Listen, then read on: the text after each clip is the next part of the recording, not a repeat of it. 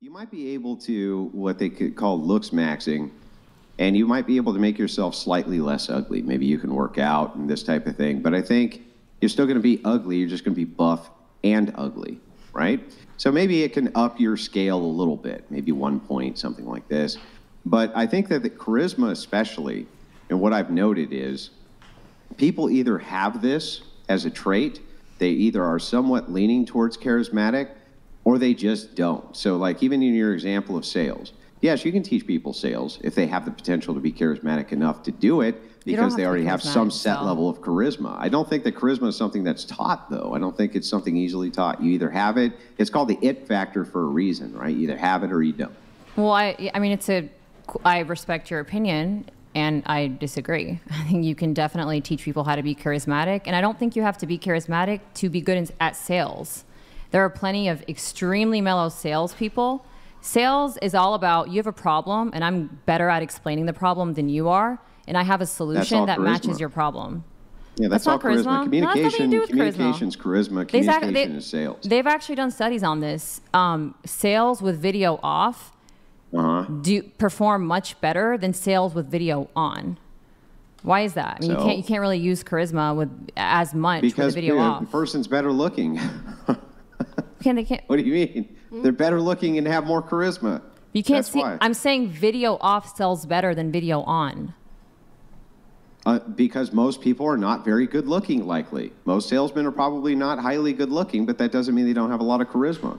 So this is why women can fall in love with a voice, right? And then see the guy behind the voice and go, holy shit. Once they see him, they go, not so interested. Loved the voice, didn't really necessarily love the person behind the voice. Okay, well, I do think that some people are born naturally more charismatic, just like some people are born naturally more attractive. So if one person's starting point is not naturally more charismatic, the other one is less, the person who's naturally more charismatic with even more training to be charismatic is definitely going to end up more charismatic than the person who started. I also think that someone who has the propensity to be charismatic but doesn't really work on it, like they just are who they are, versus someone who is determined to learn how to become more charismatic and puts in the work over time could potentially outdo the person who was born naturally more charismatic. Are you playing a computer donated game? $25. Yeah, Brian is really good at solitaire. I'm listening. Okay. It's just we can change the topic, by the way. No, it's good. Yeah. It's good. It's just a bit. It's a bit. I'm listening. Go ahead. Yeah. Keep going. Well, no, I mean, he asked me what I do that sets me apart than other dating coaches, which I think is a fair question. And my answer, based on what I've seen... Ninja_ donated $25.69. I know this isn't a political podcast, but Brian, please let these hawk chews answer. Who y'all voting for and why? If Trump hold up one finger, if RFK Jr. 2 fingers, if Biden an L on your forehead. Don't hold up a finger. Minesweeper V's Solitaire donated $25. Lowell's Brixan. Show of hands if you're voting for Trump. Do we need to have this conversation right now? We're not going to have a conversation. You can just raise your hand. Okay, well, my political views are private. Yeah, that's fine. Anyways, back to what you guys were talking about. Back to what we were talking about. So, based on my research of other dating coaches, what I believe sets me apart, based on the feedback I've gotten from people who have worked with other dating coaches and then come work with me, is that we get men direct feedback from objectively attractive women. So it's not just my opinion, it's other women who are more attractive and more so what they are looking for, or whatever, just attractive women. What do attractive women, the type of woman that I would want to attract, the type of woman that if I saw her at the gym, I would probably talk myself out of approaching her because I would think that she's out of my league. What does she think about me? And in what ways can I improve that I'm not currently aware of? Because as I was sharing earlier, when I first started my business, I thought I was going to work with like total nerds who were extremely unattractive and socially awkward. I was baffled by the fact that I actually ended up working with a lot of very attractive men who in a different world, if I wasn't working with them, I might even consider to be an option. Like I would be attracted to them.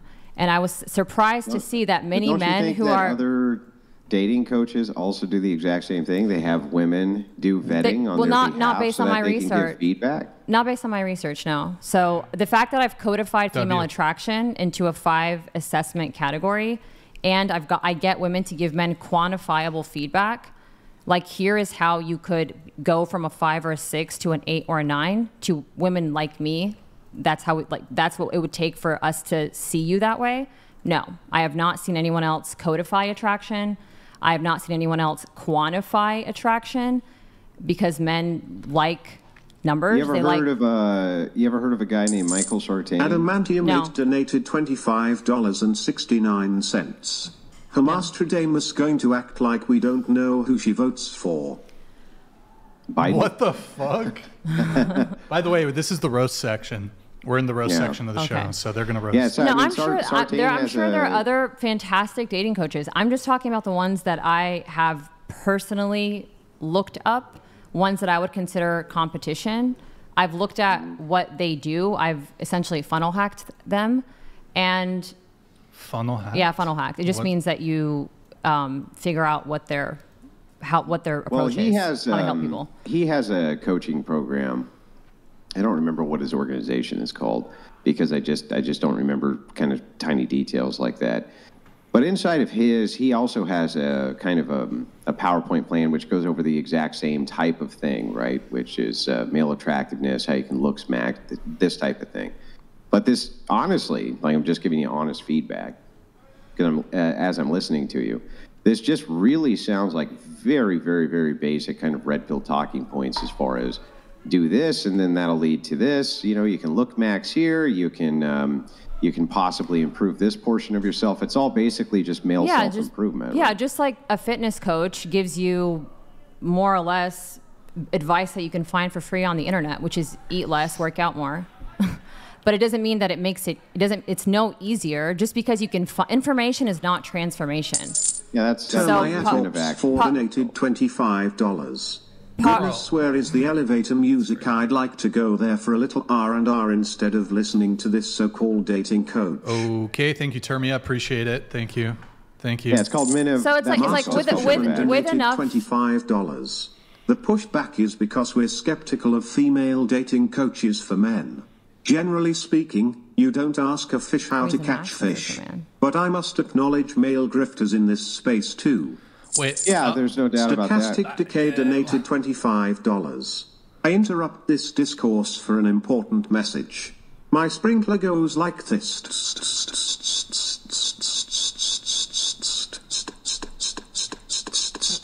And comes back like this. Thank you. Wait, I'm sorry. I need attention for a little bit.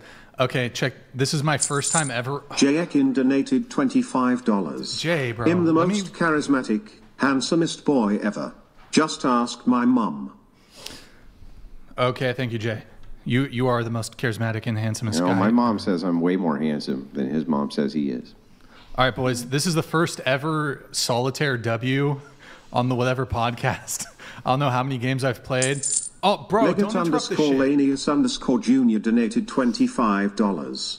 Andrew, how hilarious would it be to rile this wonderful bunch up and explain the enforcement mechanism to them? Ladies, do you have rights? If so, why and how do you have these rights? BPF for life.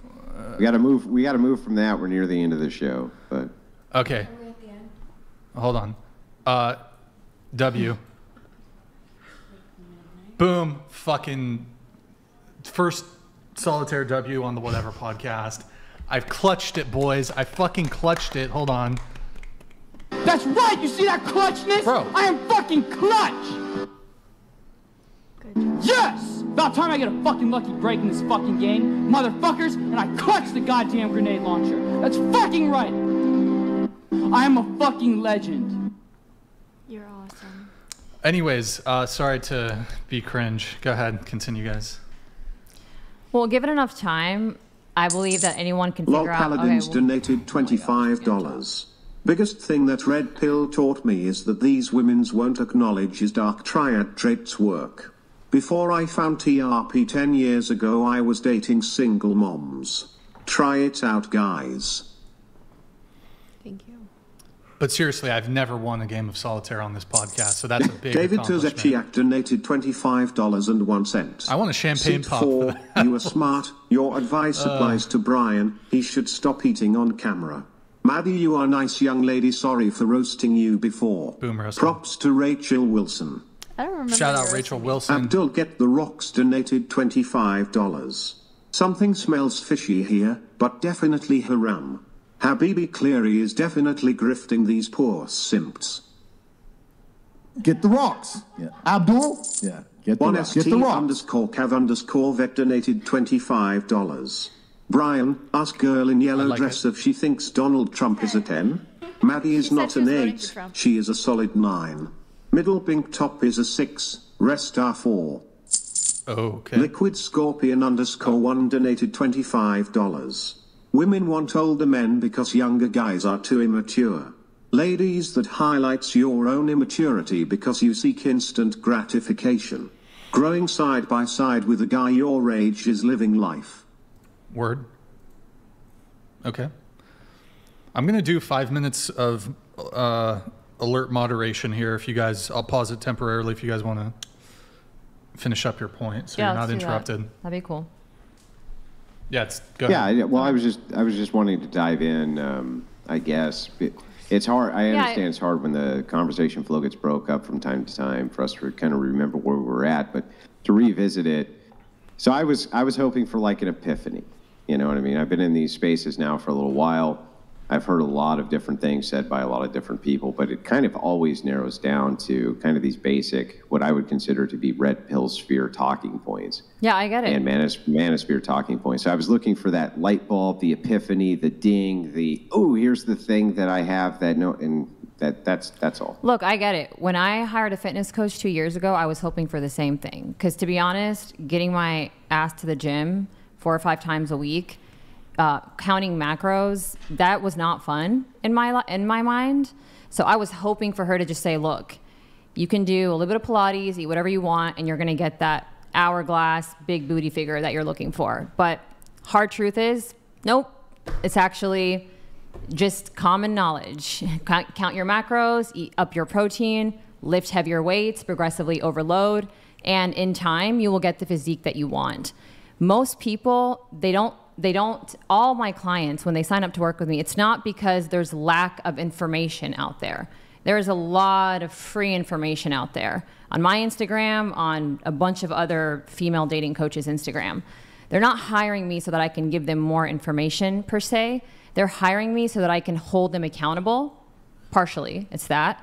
And it's also to give them a more nuanced perspective about them. Because usually when you're making content, I'll speak for my audience, I make content for 181,000 followers on Instagram, 150,000 on TikTok. I'm making advice videos for a generalized audience. But I can't know why a 37-year-old 6'5" dude in finance, I can't know why he's struggling until I talk to him and until I figure out what's going on that he's just not doing what he's supposed to be doing. Just like I bet Sammy, if she were looking at me, probably wouldn't be able to figure out why can't she just get to the gym 4 to 5 times a week, count her macros, sleep on time, and do what she's got to do to get the body that she wants, right? If it were that easy, then why are there so many women who get BBLs? Because they're looking for the easy fix. And they don't want the accountability. They don't want the discipline. So when men work with me, it's not so that I can give them more information, because information is not transformation. It's so that they can be held accountable to a vision that is specific to them. Yeah, but when it comes to personal trainers, who train your physical body, your physiology, there's definitely tiers to them. Some are way better at it than others are. Totally. And the reason that they are is because, well, they can kind of dive in a bit better, and they have a deeper or uniquer understanding of how different people respond to these different circumstances in their life, to how different bodies respond to stress, different types of things like this. So, I mean, there's definitely tiers to personal trainers. I would assume that inside of this realm there would be too. And so I think if I were to ask personal trainers who are low tier versus high tier, what are the things that would set you apart? I don't think that they would give the same answer as the low tier trainer. I think that what they would do is they would give you, hang on, I just let you go through those. No, let you're me right. finish. Go for it.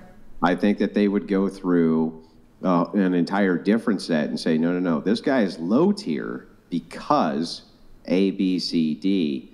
I'm high tier because I understand, you know what I mean? No, They you're right. understand Yeah, an like, entirely different set of the physiology than kind of the low tier trainer does. So I guess that's what I'm looking for in the distinction.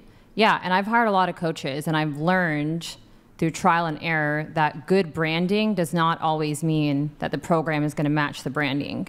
So when I'm hiring a coach, what I'm looking for is how many people like me have they helped get the results that I want. So how many people that are similar to me and want a similar result has this person successfully been able to help? That's my marker for success.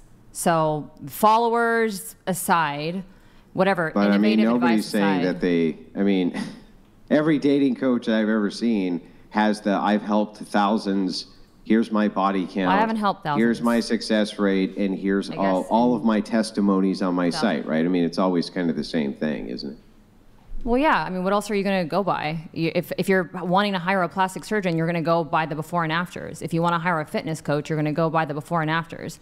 If you're going to hire a dating coach, you're looking for how many men has she actually helped? Yeah, right. But those things how are many so men easy to went from dating women that they were feeling like they were settling for to women that actually blew their mind?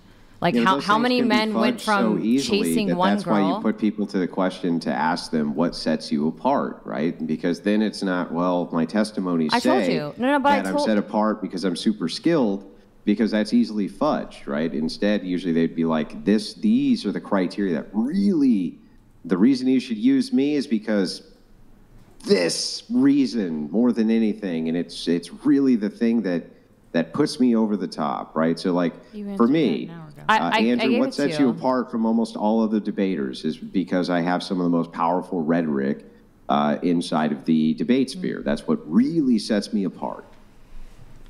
Yeah, I answered that question. I mean, I'm happy to answer it again.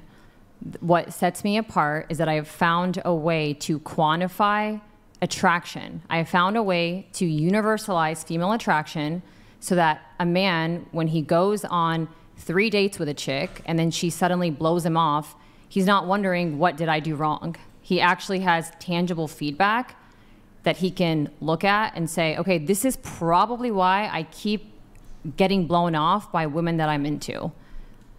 That's what sets me apart. Is I'm quantifying it. That way there's no mystery. Okay. I mean, it's just like step one, step two, step three. What you think sets you apart, it just sounds like exactly what most of the dating coaches say. They give you real-time feedback and what it is that you're doing wrong. They're going to be there to support you with that feedback. And they quantify it. The same thing. They're able to tell you that you're a 27.5 out of 50 in the eyes of women that you want to attract, and here's what you need to do in order to become a 40. Well, I think they use maybe different scales, but they come up with Well, yeah, we're all rebranding. What do you guys? I mean, what sets this podcast apart from other podcasts? It's the nuances. It's the branding. We're all doing the same. We're all selling the same shit. We're rebranding it, and some of us are better than others. I'll answer your question. Okay, go for it. What sets this podcast apart from other podcasts is me. And I am so fucking awesome and such a force of nature that every other podcast on planet Earth would love to have me come on and co-host. I promise you. And I just don't. I just hang my hat. That's what sets it apart, right? Is that me? Now look who's being delusional. I set it apart. A personality of one. Okay. I mean, yeah. Cool. But in my opinion... it's a joke. It's a joke. Yeah, no, I got that. I got that. Yeah. I'm not upset, by the way. I think what you're asking are fair questions, because I think that for the men watching, if in their mind they are skeptical, that is totally fair. And if they want a reasonable explanation, I am giving you my version of that, which is that I have found a very big problem that exists in society, and I have been able to successfully solve it for enough people that makes me feel confident to continue doing it. I mean, that's pretty much it. Well, I don't know enough about 80% of businesses, 80% of businesses fail in the first 5 years, and I've stayed afloat and I continue to grow. And I think the reason why I continue to grow I don't know enough about your personal business, like your actual business, to make a good, compelling argument. I mean, you can look at the number. You can look at my following. You can look at my IG. Yeah. I mean, tons of these guys have huge followings, right? But I understand that. But that's a marker of success. That's a marker of success. Listen. Relax. I don't know enough about your actual business to make the assertion one way or the other. All I can do is ask the questions, right? And say, hey, it doesn't seem to me like there's any kind of light bulb moment here. That's all I'm saying. Well, let me ask you this. How would you define success? Is it my revenue? Is it the amount of men I've helped? Is it my IG following? What is your definition of success? My definition of success, or my definition of a dating coach's success? Dating coach's success. Yeah, so I mean, like, what would you have to see for you to be like, cool, that's different, or that's better, or superior, or whatever? Yeah, so what I would do if I was a dating coach, if I was going to set myself apart, is I would have not just a program, because all of them seem to have a program, but I would be able to map out some type of roadmap that nobody else has. An actual roadmap, and say there's this thing, this ding, this light bulb that then goes off when people hear it. Same thing with rhetoric. If you can form rhetoric in such a way where you can break it down to the point where people can understand it very quickly, right? That would be something that would be very successful for a debater, for instance. Okay, so a roadmap. In other words, here's step 1, step 2, step 3, step 4, step 5, right? Yeah, but I would still need something I can give you that made that light bulb go off. That's what I'm saying. Well, I can't guarantee that your light bulb is going to go off, because I don't know what your description of what a light bulb going off moment looks like is a little vague. But I can give you a roadmap. So to me, a man's journey, a man who is lonely and falls within that stat that we talked about before we hit live, which is that 60% of men between the ages of 18 and 30 have not had sex in the last year, and it's not by choice. If we were just to go by that problem that currently exists in society, here's a roadmap that I would give someone who falls in that category. You've got to master the ABCs and the DEFs of dating. So the ABCs are approach, build, desire, and convert. So you got to actually put yourself out there and meet women. You've got to build desire in your interactions with them. And then you've actually got to convert that into a date. Because a lot of men can get phone numbers, but then they don't get a text back. Or they can get her IG, but then she blocks them. So can you actually predictably convert the woman that you approach? That's first phase of the process. The second phase of the process is DEF. So can you deepen that connection over time, evolve it in whatever direction you want it to go, whether it's one night or you want to marry her? And then lastly, follow through from her. Can you get follow through from her? ABC, DEF. Some men struggle with the first part. They just have a really hard time walking up to a woman and approaching her and having a conversation that builds enough sexual tension that she actually wants to show up to a date with them. And some men are pretty good at that, but they can't for the life of them figure out why they keep getting blown off after that 6-week mark. Wherever you are on that spectrum, some men struggle with both. I give you step 1, step 2, step 3, step 4, so that you can go from, I find that girl over there hot, now I'm going out with her, now I'm hooking up with her, now I'm marrying her. If that's what you want, that is the roadmap. Wait, Andrew, do you really want to continue on this thread? No offense, it's just kind of boring. It's kind of boring. No offense, it's just kind of. It was great. Well, the rest of the show was just riveting, Brian. No, I mean, I don't know. It's just, you know. I actually appreciate your questions, Andrew. Thank you. Yeah, well, I was just curious because everybody seems to have a niche in the dating market. I stay away from it. What the hell do I know about it? You're nothing, married. You're happily married. Nothing. I know nothing about it. I don't want to know anything about it. It sounds like a nightmare, and I'd rather pull teeth out with pliers than ever get back involved in it again. But that aside, I was still curious what your kind of shtick was and what it is that you're actually after here and what sets you apart. It still just kind of sounds like the same stuff I hear from all the dating coaches, to be honest with you. But yeah, fair enough. Thanks for the Morris space to share donated it. $25. We all love the sprinkler goes like this.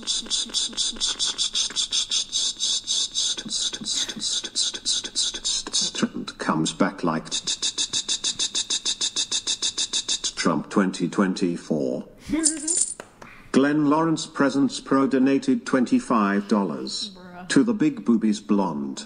Will you acknowledge that your rack is big as they are to make you appear to be in better shape than you are? You are not 10, you are 4.5 at best on your best day. Asvec donated $25. Hey Brian, love the show. By THWA, there's a spot on one of your cameras. Also, that Humpty Dumpty is coming along nicely. What Oh, the- come on. They're trying to tap into the Warlord OCD. 69 Don't you listen. donated $25. Gypsy, Frick. did you assist Biden on diaper change? Did your last country turn you into a dating coach? You can't have someone teach you and you be a teacher on a subject. You either are or not. That's simple.